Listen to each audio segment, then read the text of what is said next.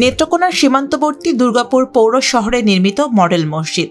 দৃষ্টিনন্দন এই স্থাপনার নির্মাণ কাজ শুরু হয় 2019 সালে। এর মধ্যে 7 বছর পেরিয়ে গেলেও শেষ হয়নি কাজ। 43% জায়গার ওপর মসজিদটির নির্মাণ কাজে হাত দেয় ঠিকাদারি প্রতিষ্ঠান এস আলম এন্টারপ্রাইজ।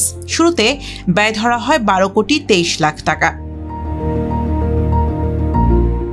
নির্ধারিত 15 মাসের মধ্যে কাজ শেষ করতে ব্যর্থ হয় ঠিকাদার প্রতিষ্ঠান। প্রায় 4 বছর পর 2023 সালের 5 জুন বাতিল করা হয় কার্যাদেশ।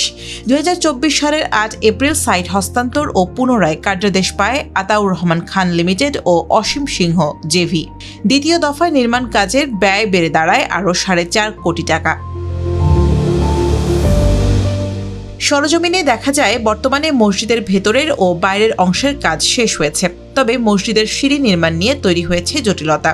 স্থানীয়রা বলছেন, পৌরসভার কেন্দ্রীয় ঈদগাহ মাঠের বেশিরভাগ অংশ জুড়েই নির্মাণ হয়েছে মসজিদ, আর এর সিঁড়ি নেমেছে পুকুরে। স্থানীয়দের অভিযোগ, জায়গা নির্ধারণের আগে মাঠের জলাশয় নিয়ে আলোচনা হলেও পরে তা আমলে নেওয়া হয়নি। তড়িঘড়ি করে কাজ করতে গিয়ে এবং সঠিক পরিকল্পনার অভাবে তৈরি হয়েছে এমন পরিস্থিতি। মসজিদ হয়েছে আমাদের নামাজের জন্য, কিন্তু মসজিদের রাস্তা নাই, কোনো যাতায়াত মসজিদের নামাজ পড়ার কোনো সুযোগ নাই। যে রাস্তা হতো বা রাস্তার ধারে হতো আমাদের সুবিধা হতো। মসজিদে যাবে এরকম কোনো রাস্তা নাই। পিছনে মসজিদের পিছনে ঈদগাহ মাঠ, সামনে একটা পুকুর। এই মসজিদে যাওয়ার রাস্তা আগে তারা কখন নির্ধারণ করে নাই, না করাতে এখন আবার রাস্তা নিতে হচ্ছে ঈদগাহ মাঠের জমিনের মাঝখান দিয়ে। এরপর ওই লোক এই যে পুকুরের এক পাশ ভরাট করে ওই লোক এই রাস্তা নির্মাণ করতে হচ্ছে।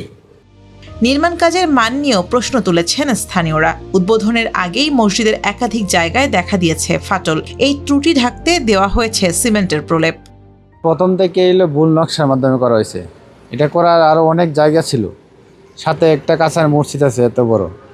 আচ্ছা করছেন, তারপরেও প্রায় অনেক বছর ধরে দেখছি এটা করা হইতেছে, থামতেছে, করতেছে। এই মসজিদটা তো অনেক দিন ধরে পড়ে রয়েছে, কাজের কোনো উন্নয়ন নাই। দেখা যাচ্ছে অনেক জায়গায় ফাটল ধরে গেছে, আবার নতুন করে বাজেট করানো হয়েছে। এই কাজের মধ্যে এত দুর্নীতি হইতেছে যে এটা বলা বাহুল্য। এসব বিষয়ে কথা বলতে রাজি হয়নি ঠিকাদার প্রতিষ্ঠানের কেউ। তবে গণপূর্ত অধিদপ্তরের নির্বাহী প্রকৌশলী বলছেন, বৃষ্টির কারণে পুকুরের পাড় ধসে সৃষ্টি হয়েছে জটিলতা। বর্তমান কাঠামো ঠিক রেখে পাড়ের কিছুটা জায়গা ভরাট করে নির্মাণ করা হবে মসজিদে প্রবেশের রাস্তা। এখানে দরপত্রে বাউন্ডারি ওয়াল এবং রাস্তার বিষয়টা ছিল না, তো এটা আমরা ওয়েট করতেছিলাম মূল ডিপিপিটা পাস হওয়া। আমাদের যে RDPP হয়েছে, RDPP প্রস্তাবে বাউন্ডারি ওয়াল এবং রাস্তা ছিল, এটা রিসেন্টলি পাস হয়েছে, এখন কাজটা শুরু হবে।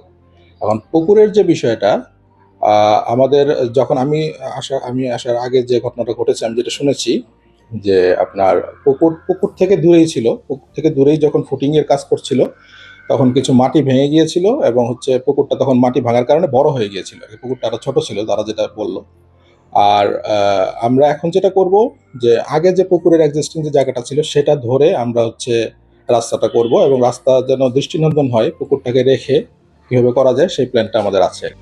আওয়ামী লীগ সরকারের আমলে দেশব্যাপী নির্মাণ করা হয় 560টি মডেল মসজিদ কাম ইসলামিক সাংস্কৃতিক কেন্দ্র। এর মধ্যে শুধু নেত্রকোনাতেই নেওয়া হয় 10টি মসজিদ করার প্রকল্প।